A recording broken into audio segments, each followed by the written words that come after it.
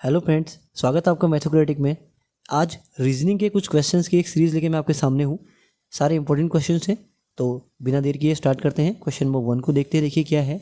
अगर आम को अमरूद, अमरूद को सेब, सेब को संतरा और संतरा को नाशपाती, नाशपाती को पपीता कहा गया तो फलों का राजा कौन है।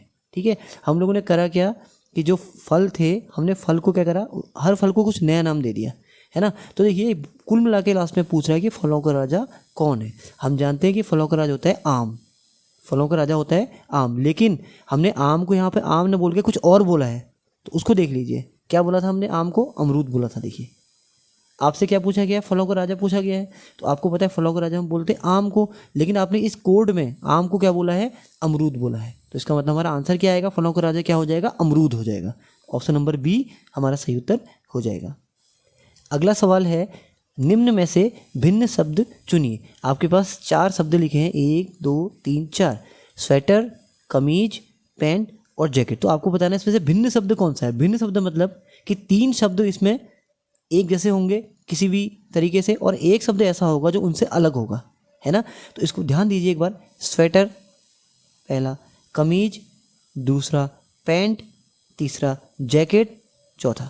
देखिए स्वेटर भी हम बॉडी के ऊपर वाले हिस्से में पहनते हैं, कमीज भी हम ऊपर वाले हिस्से में पहनते हैं, और जैकेट भी हम ऊपर वाले हिस्से में पहुँचते हैं। तो ये तीनों क्या हैं, बिल्कुल समान है इस रूप में। ठीक है, लेकिन पैंट को हम क्या पहनते हैं, बॉडी के नीचे वाले हिस्से में पहनते हैं। तो ये इन तीनों शब्दों से भिन्न है। तो ऑप्शन नंबर सी जो है पैंट, वही हमारा सही उत्तर हो जाएगा। अगला सवाल देखते हैं। अंग्रेजी वर्णमाला में यदि बी ए हो जाए, यहाँ पे हो होगा, हाँ, यदि बी क्या हो जाए, ए हो जाए, और पी क्या बन जाए, ओ बन जाए, तो के क्या बन जाएगा। ध्यान दीजिएगा, बी को आपने क्या बना दिया, ए। कैसे बनाया आपने बी को ए, उसमें से एक कम कर लिया। देखिए बी से ठीक पहले क्या आता है, ए आता है ना, तो बी को आपने क्या बना दिया, ए बना दिया। वैसे ही देखिए आपने पी को क्या बना दिया, ओ। कैसे बना दिया, उसमें से एक कम कर दिया, या उससे ठीक पहले वाला लेटर आपने ले लिया। तो यही लॉजिक आप यहाँ पे भी लगाओगे। तो के को क्या बनाना पड़ेगा, के से ठीक पहले वाला जो लेटर है ना, क्या हो जाएगा, के से ठीक पहले वाला लेटर क्या होता है, वो होता है जे। के से ठीक पहले क्या आता है, जे। तो हमारा राइट आंसर हो जाएगा ऑप्शन नंबर डी। क्या करा हमने, बी को ए बनाने के लिए हमें क्या करना पड़ेगा, ठीक बी के पहले वाला लेटर मतलब उसमें से एक आपने कम कर दिया। वैसे पी को आपने ओ बनाया, तो पी में से एक कम करके आपने ओ बना दिया। तो वैसे के में से एक कम करेंगे तो क्या बन जाएगा, जे। तो ऑप्शन नंबर डी हमारा सही उत्तर हो जाएगा। अब अगला सवाल बहुत ज़्यादा इंपॉर्टेंट है। कोई लड़का है लव, वो ऊपर से 10वें स्थान पर है, ठीक है, और सोहन जो है वो नीचे से 21वें स्थान पर है, और लव और सोहन के बीच में 3 बच्चे हैं। तो आपको बताना है कि पूरी क्लास में कितने बच्चे होंगे। ठीक है ना, चलिए एक एक करके करते हैं शर्तों को। देखिए पहली शर्त क्या है, लव जो है ऊपर से 10वें स्थान पे। ध्यान दीजिएगा, जो लव है, लव को मैंने एल से दर्शा दिया, ये ऊपर से कौन से स्थान पे है, 10वें स्थान पे है। तो आप ध्यान दीजिए ना, अगर ये ऊपर से 10वें स्थान पे है तो इसका मतलब इसके ऊपर 9 लड़के होंगे और एक ये लड़का खुद होगा। ठीक है, सही हो गया। उसके बाद क्या है, देखिए सोहन नीचे से 21वें स्थान पर है। जो सोहन है, मान लेते हैं सोहन यहाँ पर है, ओके, तो सोहन नीचे से कौन से स्थान पर है, 21वें स्थान पर। तो 21वें स्थान पे होने का मतलब क्या है, 20 बच्चे इसके नीचे होंगे, तभी तो 21वें स्थान पे होगा। जब आप नीचे से ऊपर को देख रहे होंगे तो 20 बच्चे सोहन के नीचे होंगे और एक बच्चा सोहन खुद होगा। ठीक है, अब उसके बाद क्या है कि इनके बीच में, सोहन और लव के बीच में 3 बच्चे और हैं। तो सोहन और लव के बीच में मतलब यहाँ से लेकर यहाँ तक कितने बच्चे और हैं, 3 बच्चे और हैं। ध्यान दीजिएगा, लव के ऊपर 9 बच्चे और एक बच्चा लव खुद, 3 बच्चे लव और सोहन के बीच में, एक बच्चा सोहन खुद और 20 बच्चे सोहन के नीचे। तो क्लास में कुल बच्चे कितने हो जाएंगे, इन सबको हम जोड़ देंगे। जोड़िए, 20 और 1 21, 21 और 3 24, 24 और 1 25, 25 और 9 कितने हो जाएंगे, 34, 34। तो हमारा सही उत्तर कितना हो जाएगा, बी। पूरी क्लास में कितने बच्चे होंगे, कुल 34 बच्चे होंगे। अगला इंपॉर्टेंट क्वेश्चन देखते हैं। 5:124 बराबर 7 अनुपात क्या। मतलब 5 का जो संबंध 124 से है, उसी प्रकार 7 का संबंध किस में से है, इन चारों में से कौन सा ऑप्शन ऐसा है जो 7 से संबंधित है। ठीक है ना, तो देखिए 5 और 124, जैसे जैसे हम प्रैक्टिस करते हैं तो हमें चीज़ों को पहचानना आ जाता है। देखो 5 और 124 कैसे संबंधित हैं। 5 का अगर हम घन करें ना, मतलब 5 का अगर हम क्यूब कर दें, 5 का अगर हम कर दें क्यूब और उसमें से अगर हम 1 घटा दें तो हमें 124 मिलता है। क्योंकि हम जानते हैं 5 का क्यूब कितना होता है, 125।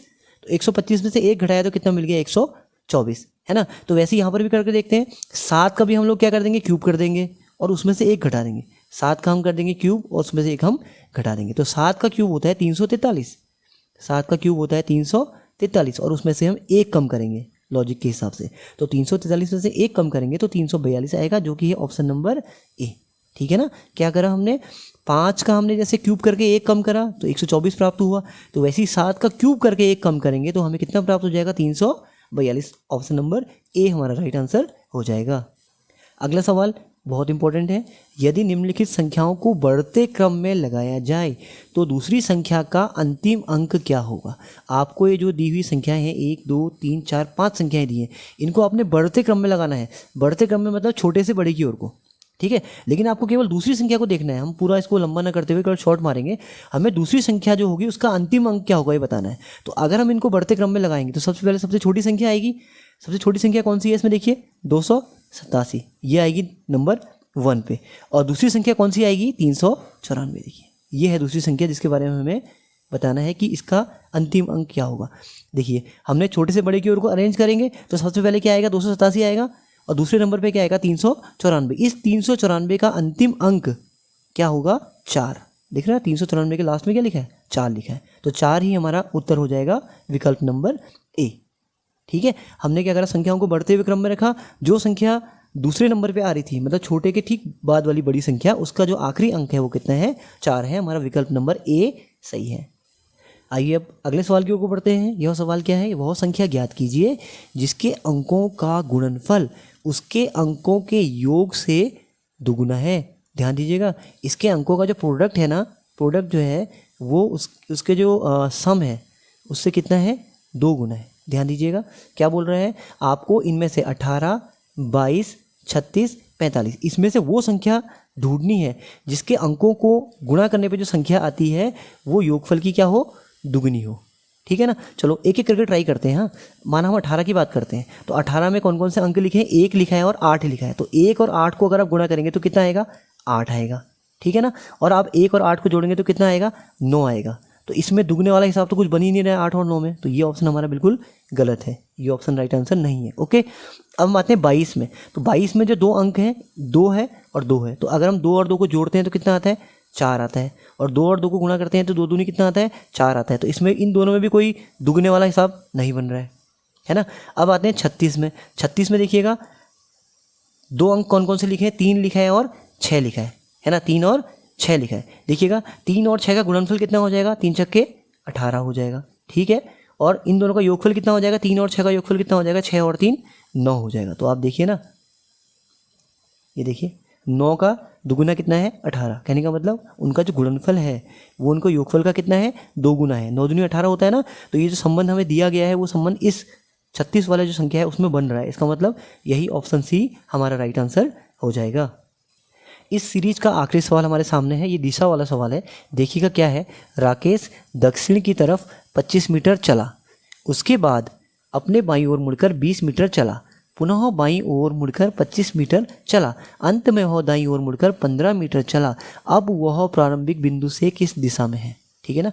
राकेश नाम का कोई लड़का है, जैसा कि आप लोग जानते होंगे दिशाओं का ज्ञान आपको होगा। तो यहाँ की ओर को होता है पूरब, है ना, यहाँ की ओर को होता है पश्चिम, ऊपर की ओर को होता है उत्तर और नीचे की ओर को होता है दक्षिण। ठीक है। तो इसके हिसाब से हम लोग करते, देखिए राकेश सपोज कर लेते हैं यहाँ पर है, माना राकेश यहाँ पर खड़ा है। ठीक है, स्टार्टिंग में। अब उसने क्या करा, दक्षिण की तरफ 25 मीटर चला, वो दक्षिण की तरफ 25 मीटर चला। ये दक्षिण नीचे को होगा, देखो इसके हिसाब से दक्षिण कहाँ को होगा, नीचे को होगा। तो नीचे की ओर को कितना चला, वो 25 मीटर चला दक्षिण की ओर को। ठीक है। राकेश यहाँ से 25 मीटर नीचे की ओर को चला, पहले नीचे की ओर को। ओके। उसके बाद उसने क्या करा, बाईं ओर मुड़ा। तो अगर वो यहाँ पे खड़ा होगा तो उसका बाईं ओर कहाँ की ओर को, यहाँ की ओर को होगा। तो बाईं ओर मुड़कर कितना मीटर चला, 20 मीटर चला। चलिए बाईं ओर मुड़कर 20 मीटर चला, यहाँ पे पहुँच गया। उसके बाद पुनः बाईं ओर मुड़कर 25 मीटर चला, दोबारा से बाईं ओर यहाँ की ओर को मुड़ा और दोबारा से 25 चला। जितना यहाँ चला था उतना ही वापस ऊपर को चल के कहाँ पहुँच गया, 25 मीटर चल के इस बिंदु पे पहुँच गया। ओके, यहाँ पे पहुँच गया। उसके बाद क्या हुआ, अंत में वह दाईं ओर मुड़कर 15 मीटर चला। यहाँ से उसने राइट टर्न लिया, राइट टर्न मतलब यहाँ को, और कितना मीटर चला, वो 15 मीटर चला। ठीक है। ध्यान दीजिएगा, राकेश यहाँ से चलना स्टार्ट करता है और लास्ट में इस पॉइंट पे पहुँच जाता है। तो क्या बोल रहा है, वह प्रारंभिक बिंदु से किस दिशा में है। प्रारंभिक बिंदु कौन सा है, ये वाला, और अंतिम बिंदु कौन सा है, ये वाला। तो इससे दिशा कौन सी होगी इसकी, ये वाली, ये वाली दिशा है ना, इस वाली दिशा की ओर को है, वो अपने प्रारंभिक बिंदु से इस दिशा में है। तो ये दिशा कौन सी होती है, देखिए ये दाईं ओर को कौन सी दिशा होती है, पूरब। कौन सी दिशा होती है, पूरब। इसका मतलब वह अपने प्रारंभिक बिंदु से पूरब की दिशा में है। ठीक है, हमें ये नहीं पूछा है कि कितना दूर है, केवल ये पूछा है कि किस दिशा में है। तो कौन सी दिशा में है, पूरब की ओर को। तो हमारा राइट आंसर कौन सा हो जाएगा, ए। ठीक है, तो आज मैंने आपको सारे के सारे क्वेश्चन जो है अलग तरीके के कराए हैं। सारे क्वेश्चन इंपॉर्टेंट हैं, आप इनको बिल्कुल प्रॉपर तरीके से प्रैक्टिस करिएगा। सारे क्वेश्चन आपको एग्जाम में बहुत ज़्यादा मदद करने वाले हैं।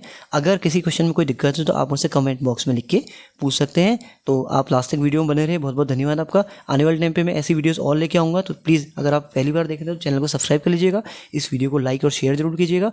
बहुत बहुत धन्यवाद। ऑल द बेस्ट एग्जाम्स के लिए आपको।